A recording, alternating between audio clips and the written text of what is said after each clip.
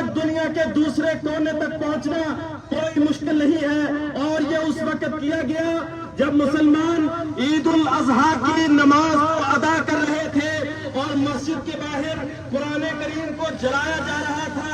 یہ لوگ مسلمانوں کی غیرت کو للکار رہے ہیں، اور آج ہمیں بطور مسلمان اس بات کا خیال رکھنا ہوگا کہ متحد ہو کر دنیا کو اس بات پر جمع کرے، دنیا کو اس بات پر اکٹھا کرے، اس بات پر لائے کہ قرآن کریم کی عزت و تکریم کا خیال رکھا جائے۔ قرآن کریم کی حفاظت کا ذمہ اللہ رب العزت نے لیا ہے، اور اللہ رب العزت نے قرآن کریم میں ارشاد فرمایا اِنَّا نَحْنُ نَزَّلْنَا الذِّكْرَ وَإِنَّا لَهُ لَحَافِظُونَ۔ ہم کسی کے مقدسات کی نہ توہین کرتے ہیں نہ اس کے قائل ہیں۔ ہم نے نہ انجیل مقدس کی کبھی توہین کی ہے، نہ تورات کی کبھی توہین کی ہے، کیونکہ ہم انہیں بھی مانتے ہیں۔ کبھی ہم نے ان کے انبیاء کی، کیونکہ ہم انہیں بھی انبیاء مانتے ہیں، کبھی توہین نہیں کی۔ ان کے مقدسات کی کبھی توہین نہیں کی۔ عیسائیت سب سے بڑا مذہب ہے، اس کے بعد مسلمان اس دنیا میں سب سے بڑے قوت و طاقت ہے، اور اس قوت و طاقت کو منوایا جائے گا، اور اقوام عالم کو اس بات کو بتلایا جائے گا کہ اگر دنیا کے امن کو قائم رکھنا ہے، اگر دنیا میں فضائے امن کو قائم رکھنا ہے، تو مسلمانوں کی کتاب کی بھی احترام کرنا ہوگا، مسلمانوں کے پیغمبر کا بھی احترام کرنا ہوگا، پیغمبر اسلام کے اصحاب کا بھی احترام کرنا ہوگا، وگرنہ اس دنیا میں امن قائم نہیں رہ سکتا۔ اس دنیا میں امن قائم رکھنے کے لیے اللہ اور اس کے رسول کے اتارے ہوئے دین کی، اس کے شریعت کو ہمیں قرآن کریم کی اور احکامات کی ہمیں تکریم چاہیے۔ اور دنیا سے ہمارا ایک ہی مطالبہ ہے کہ سویڈن میں سرکاری طور پر اس جسارت کو کیا گیا ہے۔ ہم اپنے ملک میں اقوام ارباب اختیار سے یہ مطالبہ کرتے ہیں کہ سفارتی تعلقات کو سویڈن کے ساتھ ختم کیا جائے اور ان کے سفیر کو واپس بھیجا جائے، جب تک کہ مسلمانوں کے اس بات کو مسلمانوں میں یقین دہانی نہیں کروائی جاتی کہ یہ لوگ قرآن کریم کے اس معاملے میں جنہوں نے جسارت کی ہے ان کو قرار واقع سزا دی جائے، اور دنیا کے سامنے عبرت کا نشان بنایا جائے۔ دنیا میں امن قائم رکھنے کے لیے ایک ہی حل ہے کہ اللہ کے کلام کی حفاظت اللہ نے لی ہے، اس کی تکریم پوری دنیا پر لازم ہے۔ آزادی اظہار رائے کی آڑ میں کسی کے جذبات کو مجروح کرنے کی اجازت نہیں دی جا سکتی۔ اللہ رب العزت قرآن کریم کے بارے میں اس جسارت کو کرنے والوں کو نیست نابود فرمائے، اللہ اسلام کی حفاظت فرمائے، اللہ مسلمانوں کی حفاظت فرمائے۔ آمین۔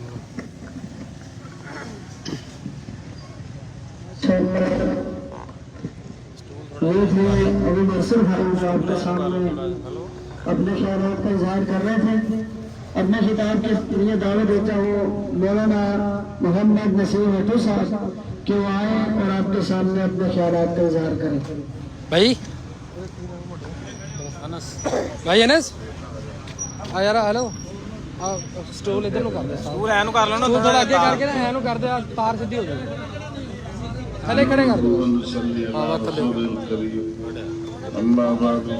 آ جاؤ یہ ذرا ویڈیو چڑھا دیے تھے۔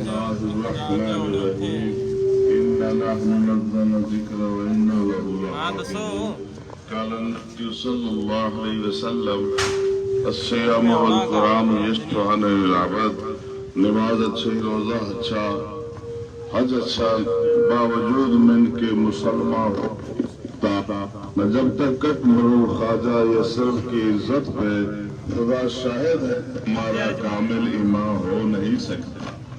عزیزان محترم، آج کا یہ پروگرام جو ریلی نکالی گئی ہے سویڈن میں قرآن پاک اور صاحب قرآن کی جو توہین کی گئی ہے، ہم سب مسلمان ہیں، اس پر ہمارا ایمان ہے۔ نبی پاک صلی اللہ علیہ وسلم فرمایا اس وقت تک مسلمان ہو ہی نہیں سکتا جب تک میں محمد کی محبت ان کے دل میں ہو، جب تک میں محمد ان سے ان کے مال و جان سے زیادہ محبوب نہ ہوں۔ اس لیے कुरान भी हमारा ईमान है, साहिब कुरान तो हमारे में मुरसल कामिल है, इसलिए हमारा ये खिला की फर्ज भी बनता है।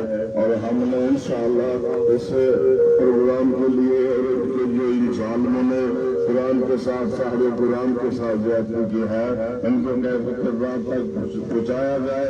आइंदा अगर कोई ऐसी जबान उठे तो उसको दुर्ग से खींचकर जहन्नम में दोज़ख की राह में पहुँचाया जाए। इसलिए कुरान तो उतनी किताब अल्लाह किताब है, इनकलाबी किताब है, अल्लाह अरफा किताब है। फरमाया कुरान करीम में वो तासीर देखी, बदलती हुई हजारों की तकदीर देखी।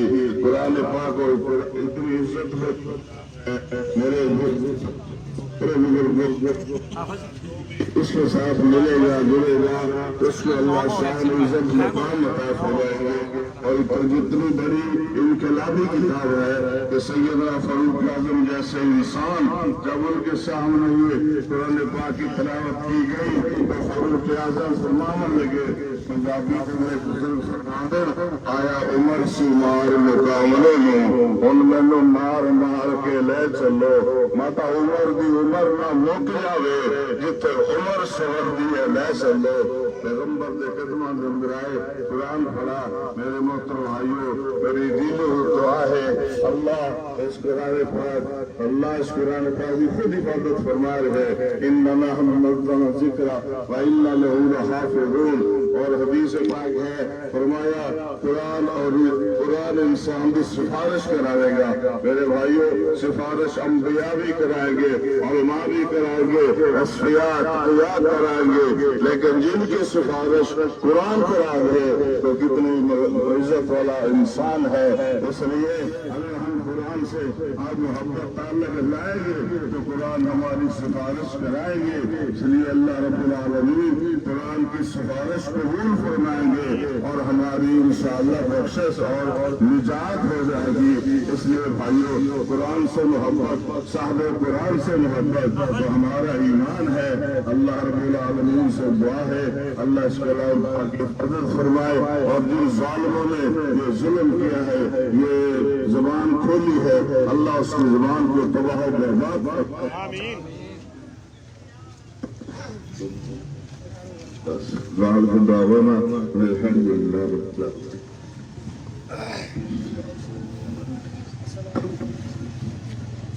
अस्सलाम वालेकुम रहमतुल्लाह। ये थे मौलाना मोहम्मद नजीब साहब। हमारे आए हुए मेहमान मौलाना मोहम्मद असलम साहब कि वो आए और अपने ख्यालात का इज़हार करें।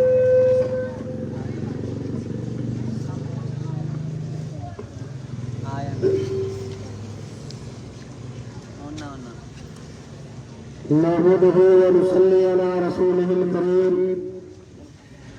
अम्मा बाद फ़अऊज़ु बिल्लाहि मिनश शैतानिर रजीम।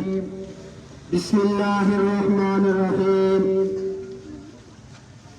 या अय्युहल्लज़ीना आमनू मन यर्तद्द मिनकुम अन दीनिही फसौफा यअलमूना फसौफा यातिल्लाहु युहिब्बूनहुम कहुब्बी व युहिब्बूनहु। दोस्तों बुजुर्गों, मैं सबसे पहले तो मियाँ मोहम्मद नवाज शरीफ वजीर आजम पाकिस्तान,